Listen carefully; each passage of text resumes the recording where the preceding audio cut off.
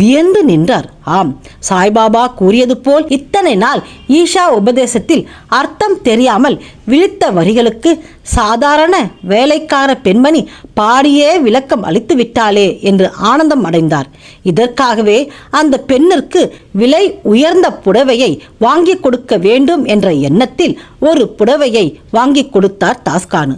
வேலைக்கார பெண் அந்த புது புடவையை தன் வீட்டிற்கு எடுத்துச் சென்று அதை உடுத்திக்கொண்டு தாஸ்கானுவிடம் காட்டிவிட்டு சென்றாள். மறுநாளும் அந்த புது புடவையில்தான் அவள் வருவாள் என்று நினைத்தார் தாஸ்கானு. ஆனால் பழைய அழுக்கான புடவையில் வந்தால் வேலைக்கார பெண்மணி. ஏன் புது புடவை அணியவில்லை என்றார் தாஸ்கானு. ஐயா, புது புடவை கட்டினால் புடவை அழுக்காகும் என்ற எண்ணத்தில் எந்த வேலையும் சரியாக செய்ய முடியாது. மனமும் வேலையின் மீது இருக்காது. ஒருவன் தன் உடை கரை படியாமல் வேலை செய்ய வேண்டும் என்று விரும்புவான் என்றால்